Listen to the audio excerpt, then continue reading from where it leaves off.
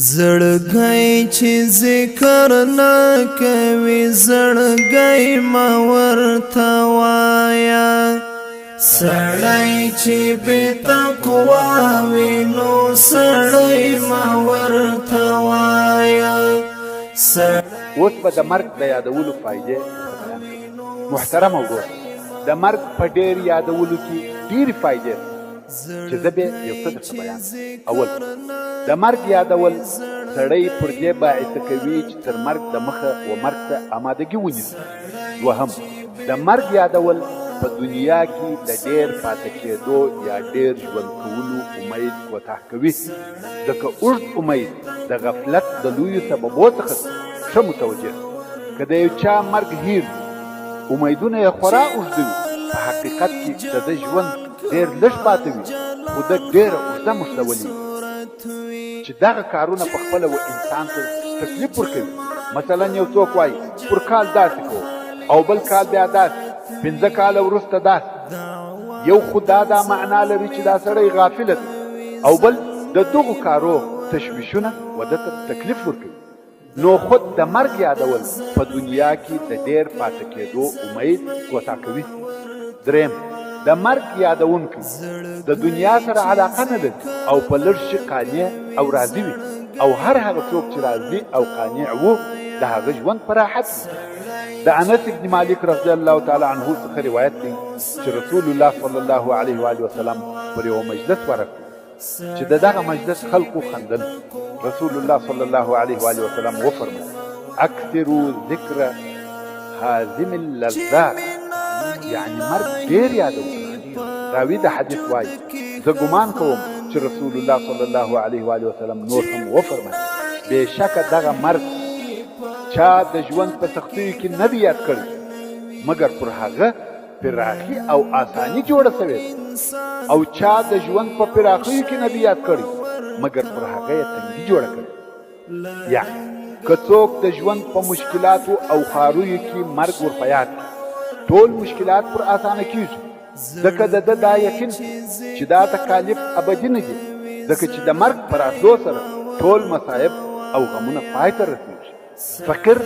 د مرګ تر وخته فقیر دی مریض د مرګ تر وخته مریض دی بندي د مرګ تر وخته بندي دی څرنګه چې مرګ ډېر ژر راتلونکی دی نو دغه مصائب هم ډېر ژر پای ته رسېږي او که یو څوک په عیش او عشرت راحت او پراخي کې بیا هم د مرګ په یادولو د دغه راحت او پراخي څخه خوند نسي اخیستلی ولې فقیر تر مرګه فقیر دی خو پاچا هم تر مرګه پاچا دی د مرګ په راتګ سره ټوله یو شی کېږي په فارسي کې یوه معناداره او د حکمته ډکه جمله ده وایي این هم میگذره داسې ویل کېږي چې د وخت یو پاچا و یو حکیم او عالم سړي ته وویل ما پر انګشتري داسې یوه جمله راولیکه چې د غم په وخت کې ورته وګورم خوشحاله مې او که د خوشحالۍ په وخت کې ورته وګورم خفه مې یعنی غم او خوشحالي تاثیر را باندې ونه کړي هغه حاکم د ده پر انګشتري دغه جمله ور ولیکل این هم میگذره یعنی دغه حال هم تیریږي نو که یو څوک د لذت او خوشحالۍ په وخت کې دا فکر وکړي چې دا هم تیریږي هغه خوشحالي نه خوشحاله کوي که د غم او مصیبت په وخت کې دا فکر وکړي چې دا هم تیریږي غم او مصیبت یې نه خفه کوي چې دا هم هغه د مرګ د یادولو معنا ده او د مرګ د یادولو څلورمه فایده دا ده چې وطاعت ته دې رابولي او آخرت ته دې شوق پیدا کېږي د مرګ د یادولو پنځمه فایده دا ده چې پر انسان دنیوي غمونه سپکوي د مرګ د یادولو شپږمه فایده دا ده چې انسان د شر او عبثو کارو څخه منع کوي او په دنیوي خوندو او لذاتو کې د غرقېدو او محوه کېدو څخه راګرځوي د مرګ د یادولو اومه فایده دا ده چې انسان و توبې ته جلبوي او پر توبه کولو یې باعثه کوي او کم نیک کارونه چې ځینې پاته سوي وه د هغو وکولو ته تشویقوي د مرګ د یادولو اتمه فایده دا ده چې زړه نرموي سترګې ژړوي نفس او شیطان رټي د دین او خیر کارو ته دې رابولي د مرګ د یادولو نهمه فایده دا ده چې عجب او قناعت ته دې رابولي، د کبر، غرور او ظلم څخه دې لرې کوي. د مرګ د یادولو لسمه فایده دا ده چې حقد او عناد درڅخه ایسته کوي.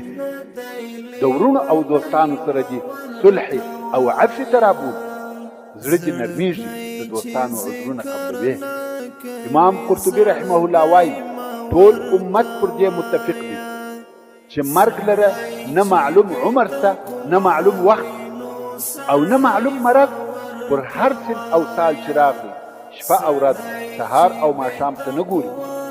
جوړ هم مري ناجوړه هم مري. نو ځکه انسان باید باخبره وي او پوره آمادګي ورته نیولې وي. د دغه اوږده سفر دپاره یې بار او بستر تیار وي.